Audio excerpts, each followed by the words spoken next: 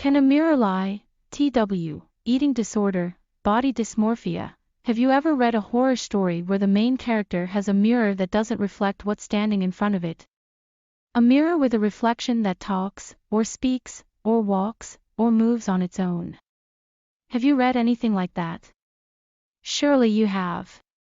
And if you're anything like my mother or my best friend or her brother, I'll ask you this question, then perhaps you'll get a scared look in your eyes and you'll say, but things like that don't really exist.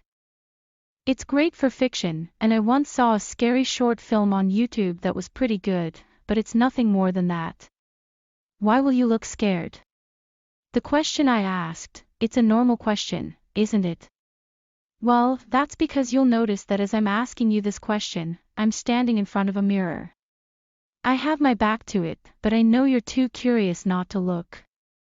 And I know what you're seeing in there. You'll stare at your reflection in the mirror as your voice trails off. That's okay. For some reason, it's a natural human reaction to look at yourself in a reflective piece of glass whenever you have the chance. Your eyes will drift away from mine, and you'll keep bringing them back until you can't anymore, and your gaze is lost in the mirror. I know you will, because I do the same thing. The mirror is across from the door that leads into my bedroom. Whenever I open the door, its brass knob cold in my hand, that mirror, and my own reflection in it, is the first thing I see. It's so hard not to look at it. Even if I'm in a hurry, or if I was thinking about something else before, I still freeze in front of the glass. Every time, I see the outfit I chose the night before, the one I put together painstakingly while listening to the song my classmates raved about in the group chat, lyrics so muffled I can barely understand them. I've never heard it before, and I don't think I like it. But since I'm doing what I should be doing, it's a cozy atmosphere, one where I feel like I'm fitting right in. Though, when I look at my clothes in the mirror the next day, the coziness is gone. Instead, there's only wishful thinking. Thinking that they should have looked nice, but they don't. I see little red spots on my forehead, relics of relentless hormones and cheap drugstore skincare that was supposed to be helpful. No amount of makeup will cover them up. Wearing makeup, in fact, makes me such a fraud that nowadays, with the mirror as my guide, I don't dare. One time I tried, and I looked into the mirror and saw a dried-up wheat husk. It sounds crazy, I know, but you have to think about the way the foundation caked on my dry skin, the wavering line that was meant to be eyeliner, the red spots peeking through like a child's messy coloring, and when you look in my mirror through my eyes, you'll see it too. I see my school bag, loose and heavy, draped over one shoulder. It has seen better days. I didn't choose it, Mom did. I was 13 when she grabbed it off the shelf, held it up against me, and smiled. "Do you like this?" she asked. And I did. It looked like something a preppy, fresh off the bus high school student, the one that all the seniors would baby, might carry. I saw a little metal grommet where I could attach a keychain. I'd put a photo there, I thought, pictures of me with friends or silly photoshopped pictures of me with celebrities that my friends and I would laugh about together. But I'm still waiting for that. The plainness and the wear and tear adds character, or so I thought when I saw my bag sitting on my shelf. But when I looked at its reflection in the mirror, it just seemed shabby. Strange, I see that I forgot to exercise this week. Hold on, is that thought really coming from the mirror, or did I just happen to remember it right when I opened my bedroom door? I don't like to work out, and I'm always hungry, and I can't stop myself from eating a good cookie when Mom makes them to tempt me. But, come to think of it, I guess I should get back on my routine. Maybe my clothes would fit better if I did. And I wouldn't have to see them bulging out in all the wrong places. The scale says I'm underweight, but BMI is all a lie anyways. I don't look underweight, and it's better to be under than over, isn't it?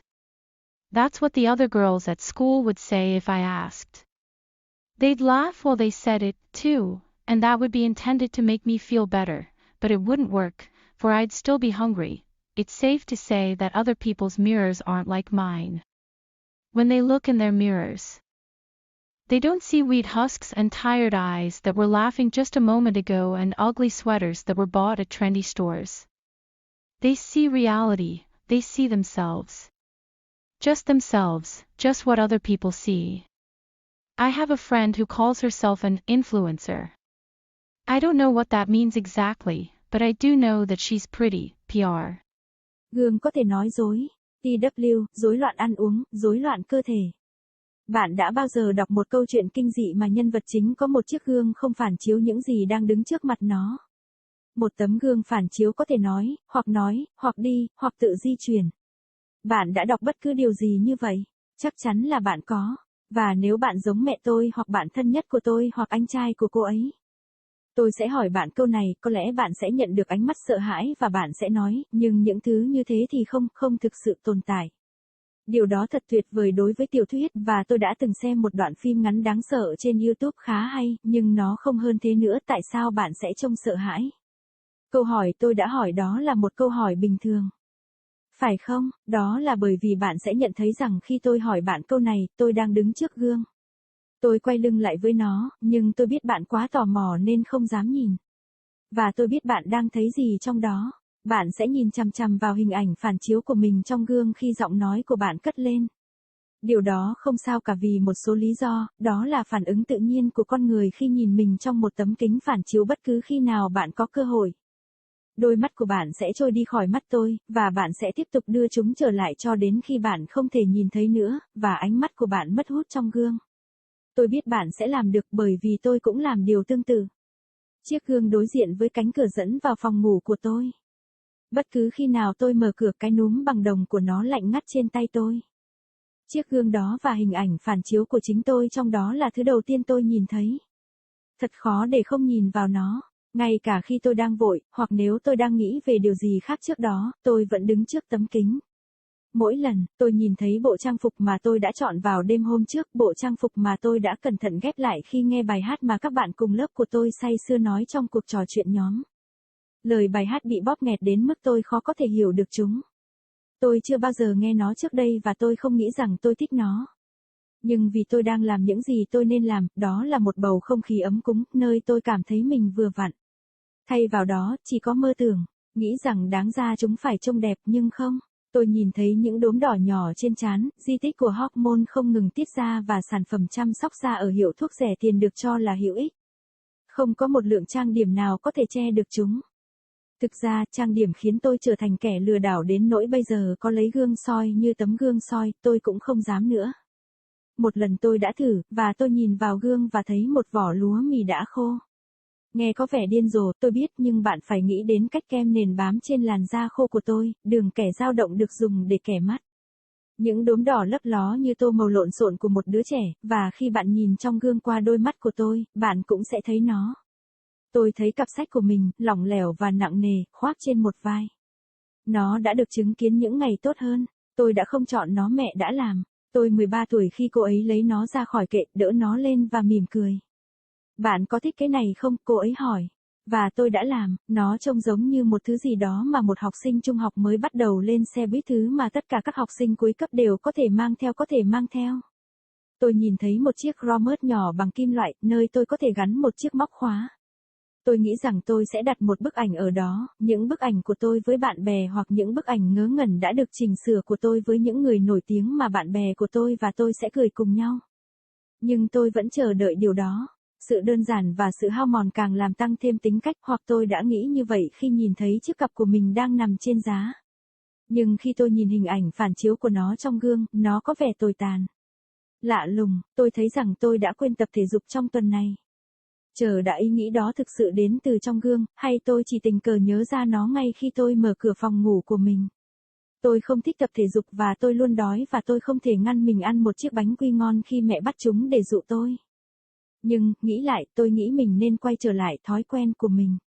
Có lẽ quần áo của tôi sẽ vừa vặn hơn nếu tôi làm như vậy và tôi sẽ không phải nhìn thấy chúng bị phồng ra sai chỗ. Thang đo cho biết tôi thiếu cân, nhưng dù sao thì BMI cũng chỉ là lời nói dối. Tôi trông không nhẹ cân, và tốt hơn là thiếu cân, phải không? Đó là điều mà các cô gái khác ở trường sẽ nói nếu tôi hỏi. Họ cũng sẽ cười khi nói và điều đó nhằm mục đích làm cho tôi cảm thấy dễ chịu hơn, nhưng sẽ không hiệu quả, vì tôi vẫn còn đói. Có thể an toàn khi nói rằng gương của người khác không giống như của tôi. Khi soi gương, họ không thấy vỏ lúa mì và đôi mắt mệt mỏi vừa cười vừa nãy và những chiếc áo len xấu xí mua ở các cửa hàng thời thượng. Họ nhìn thấy thực tế, họ nhìn thấy chính mình. Chỉ bản thân họ, chỉ những gì người khác nhìn thấy. Tôi có một người bạn tự gọi mình là người có ảnh hưởng.